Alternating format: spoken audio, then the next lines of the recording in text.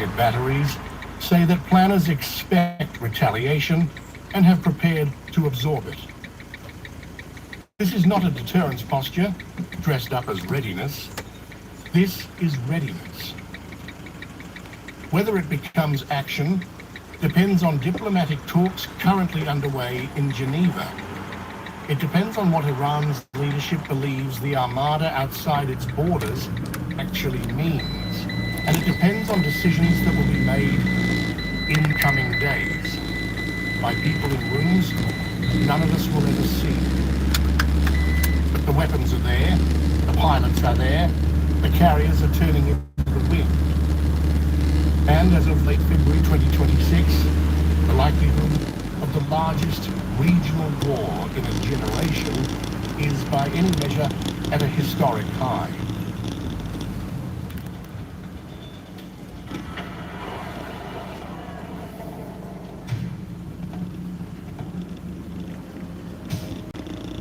Today, I mean, we have to understand that Iran ultimately is governed, and its decisions are governed by Shia clerics, radical Shia clerics, okay? We have a big armada, we have a big fleet heading in that direction. I mean, they're pretty soon.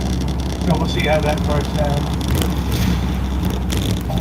At the same time, as demonstrated during the aggression of 13 June 2025, Iran remains fully prepared.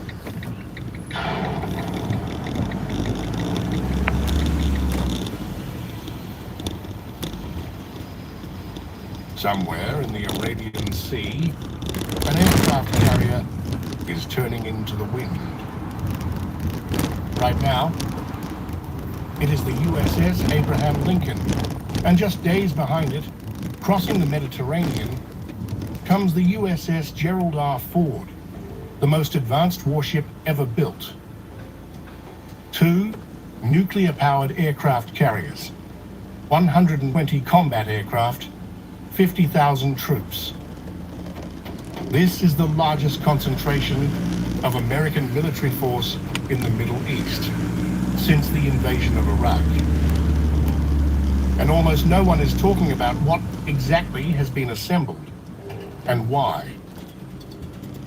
In this video, we are going to walk through every major weapons system in this buildup, what it is, what role it plays, and what it tells us about what the United States is actually prepared to do.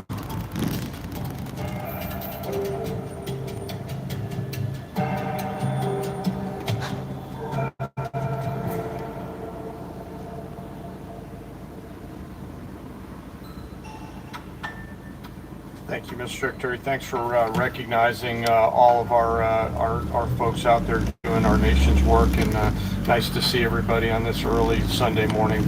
Last night on the President's orders, U.S. Central Command, under the command of General Eric Kurilla, executed Operation Midnight Hammer. To understand what's in the region, you first need to understand what didn't work. In June 2025, the United States launched Operation Midnight Hammer. 7 B-2 Spirit stealth bombers flew to Iran and dropped 14 of the largest conventional bombs in existence on 3 nuclear facilities: Fordo, Natanz, and Isfahan. The strike was a tactical success. Damage assessments described the destruction as extremely severe. And it wasn't enough. Because Iran's most critical nuclear facility at Fordo sits under 80 to 100 meters of solid granite rock. And the moment the bombs stopped falling, Iran began sealing earth tunnel entrances and hiding production equipment from satellite observation. The clock restarted, and by early 2026, the intelligence picture had shifted enough that the Trump administration made a decision.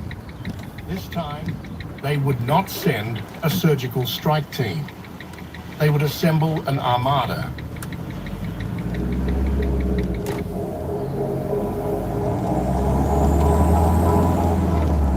before a single bomb can fall on Iran, someone has to deal with the air defenses.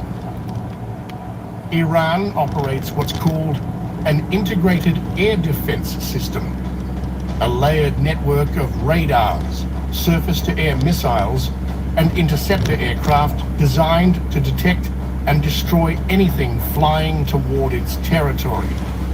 It has taken hits from previous Israeli and American strikes, but it is still functional. And for conventional aircraft, it is still lethal. So the first aircraft into any conflict with Iran wouldn't be bombers. They'd be these 12 F-22 Raptors, the most capable air superiority fighter ever built. The F-22's job is twofold.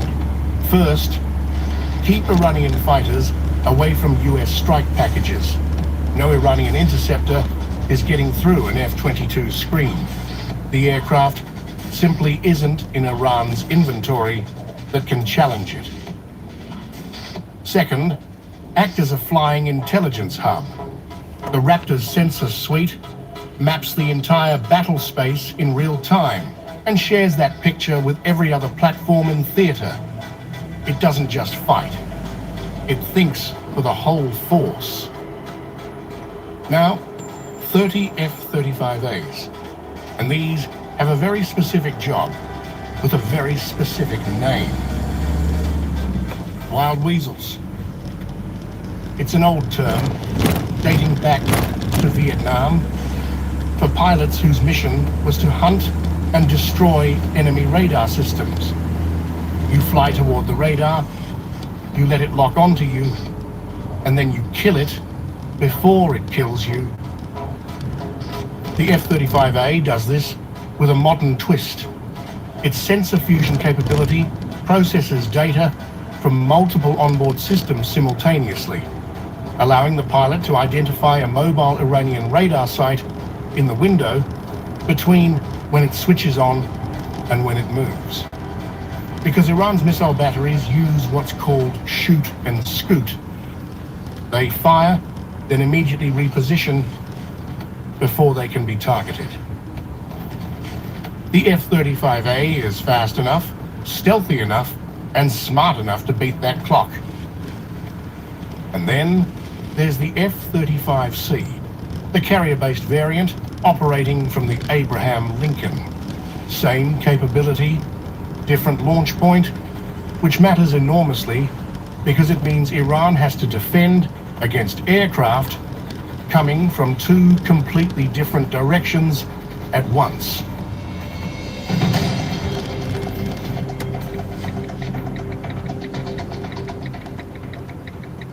Stealth gets you through the door, but a weeks-long air campaign requires industrial-scale delivery of bombs. That's what these next aircraft are for. 36 F-15E Strike Eagles, 3 complete squadrons pulled from bases in the UK, North Carolina, and Idaho. The F-15E can carry 23,000 pounds of weapons. That is more than any other tactical aircraft in the US inventory. Once the F-22s and F-35s have dismantled Iran's air defenses, the Strike Eagles follow, carrying precision-guided munitions to a target list that could number in the hundreds. And 48 F-16 Fighting Falcons, drawn from bases in Italy, Germany, and South Carolina. The F-16 fleet serves 2 roles. Offensively, more strike aircraft, more targets hit simultaneously, but defensively, and this is critical, the F-16s are the manned layer of the counter-drone network. Iran's primary asymmetric weapon is swarms of cheap drones, hundreds, sometimes thousands, at once. The strategy isn't to shoot down every US aircraft, it's to overwhelm the radar operators and missile defense systems with sheer volume until something gets through. The F-16s, working alongside ground-based missile batteries, are the answer to that.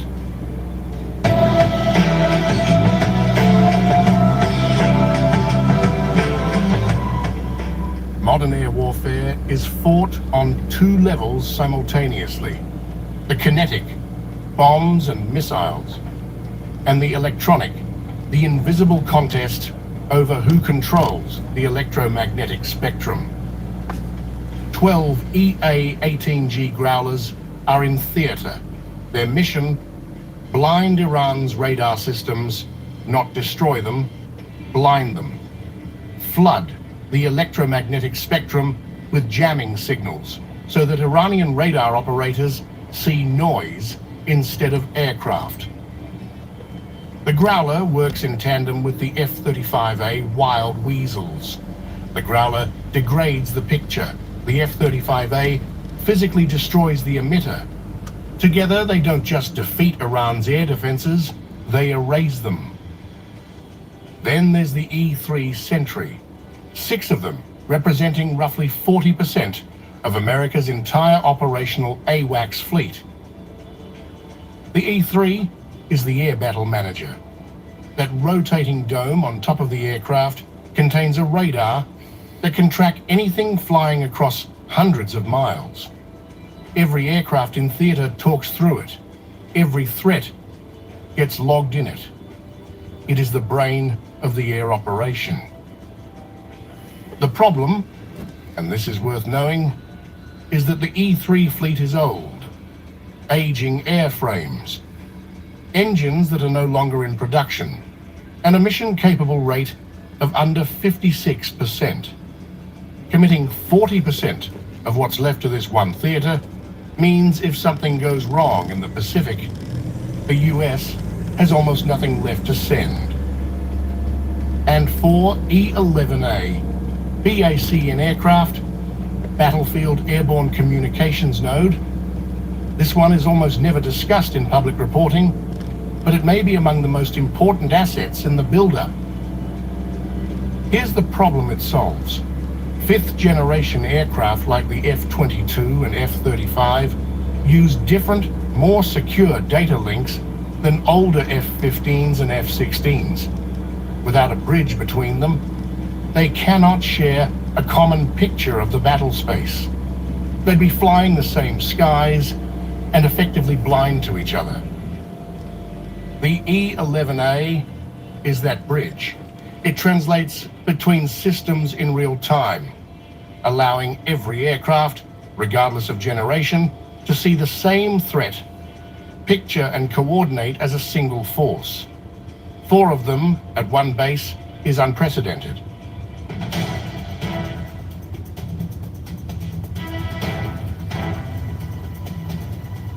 Now to the centerpiece of the entire buildup.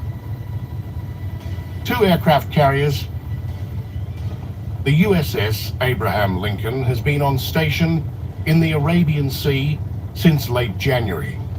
In early February, it shot down an Iranian Shahed drone that approached the carrier group. It has already been tested. It has already responded. Its air wing carries F-35C stealth fighters, FA-18 Super Hornets, and EA-18G Growlers. 3 Arleigh Burke destroyers escort it, each carrying the Aegis combat system and anti-ballistic missile interceptors. And then there is the Gerald R. Ford. The Ford-class carrier is in a different category from everything that came before it. Its electromagnetic aircraft launch system, EMALS, replaces the old steam catapult with a precision electric launch that can send aircraft into the air faster, more frequently, and with greater control. That translates directly into higher sortie rates, more missions per day, more bombs on target. The Ford was redeployed from the Caribbean. That is not a routine rotation. That is a decision made at the highest levels of the Pentagon to bring the most capable warship in the world to this specific theater at this specific moment. 2 carriers together don't just double the strike capacity, they open 2 simultaneous axes of attack. They allow 24-hour flight operations with crews rotating through, and they force Iran to defend every direction at once.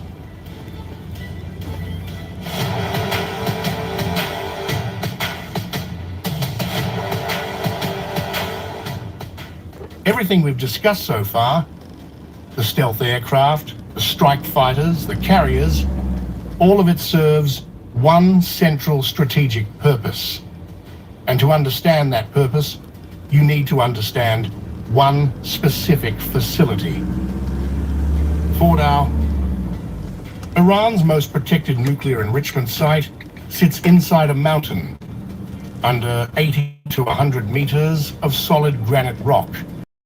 Depth was chosen deliberately.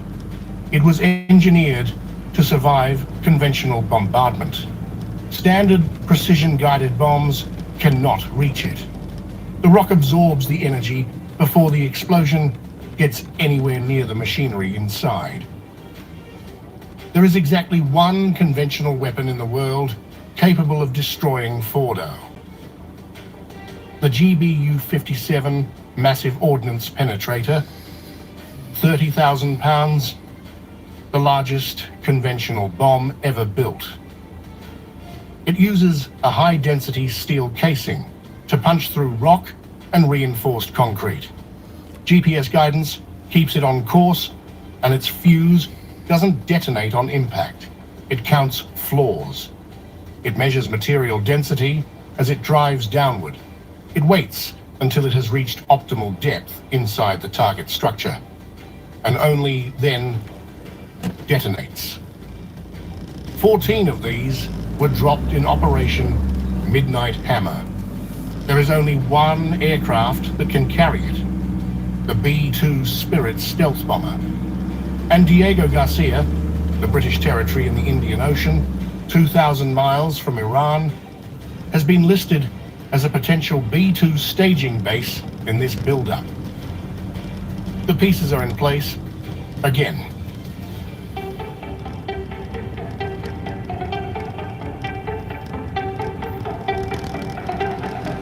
Any serious military planner knows that striking Iran doesn't end the problem. It begins a new one, because Iran will retaliate. Ballistic missiles, cruise missiles, drone swarms aimed at US bases across the region and at American allies. The defensive architecture assembled here is designed to absorb that retaliation. THAAD batteries, Terminal High Altitude Area Defense, have been confirmed at bases in Jordan, Kuwait, Bahrain, Saudi Arabia, and Qatar. THAAD intercepts ballistic missiles in their terminal phase as they descend through the upper atmosphere using a kinetic kill vehicle that destroys the warhead through sheer impact. No explosive warhead, just mass, moving very fast. Patriot batteries cover the lower tier. Cruise missiles, shorter range ballistic missiles, and aircraft. They've been photograph mounted on mobile truck launchers, meaning they can reposition rapidly if Iran gets targeting intelligence on their location. And tying all of this together, the MEAD-CDOC, the Middle Eastern Air Defense Combined Defense Operations Cell.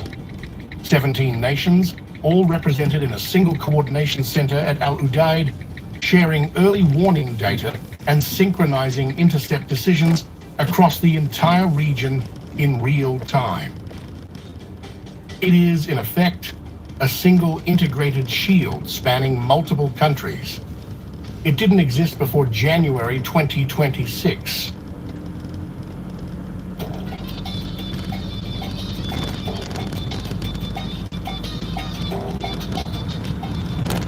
Now, and this matters, what does Iran do in response? Iran cannot win a conventional air war with the United States. It knows that. Its strategy is not to beat the US military, it's to make the cost of using that military unbearable. The IRGC has a doctrine called smart control of the Strait of Hormuz. It uses AI-driven swarms of drones to create thousands of simultaneous radar returns. The goal is what military analysts call cognitive saturation. Not to destroy US ships, but to overwhelm the human operators behind the screens until the decision loop breaks down. Then there is the energy weapon. The Strait of Hormuz carries 21 million barrels of oil every single day. A sustained Iranian disruption to that flow could push Brent crude toward $100, even $150 per barrel. The global economic consequences would be felt in every country on Earth. And then there is the factor that makes every military planner in Washington lose sleep. Russia and China. Both nations are currently conducting joint naval drills with Iran in the Strait of Hormuz. A Chinese destroyer, a Russian corvette, operating in the same waters as Iranian assets. Their presence is not accidental. It is a message. Any US strike that results in Russian or Chinese casualties, even collateral, even marginal, becomes something else entirely. The targeting logic for every mission has to account for where those ships are.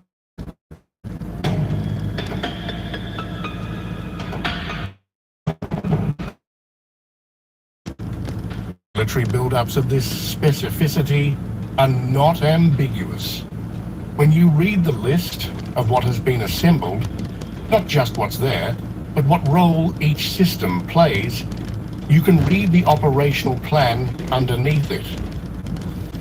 The F-22s and F-35s dismantle Iran's air defenses. The F-15Es and F-16s sustain the bombardment once that's done. The B-2s and their 30,000-pound bombs exist specifically to destroy Fordo, the one target nothing else can reach. The dual carrier groups provide persistence, redundancy, and the ability to attack from multiple directions simultaneously. The THAAD and Patriot batteries say that planners expect retaliation and have prepared to absorb it. This is not a deterrence posture dressed up as readiness. This is readiness. Whether it becomes action depends on diplomatic talks currently underway in Geneva. It depends on what Iran's leadership believes the armada outside its borders actually means. And it depends on decisions that will be made in the coming days by people in rooms none of us will ever see. But the weapons are there, the pilots are there, the carriers are turning into the wind. And as of late February 2026, the likelihood of the largest regional war in a generation is by any measure at a historic high.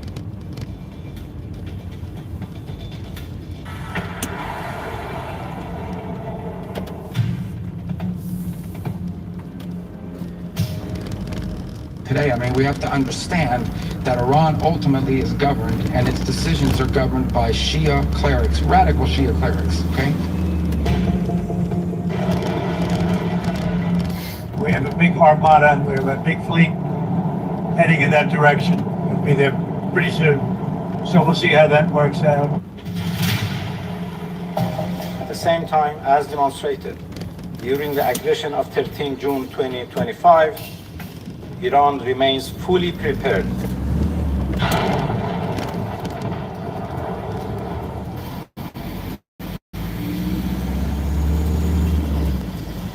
Somewhere in the Arabian Sea, an aircraft carrier is turning into the wind. Right now,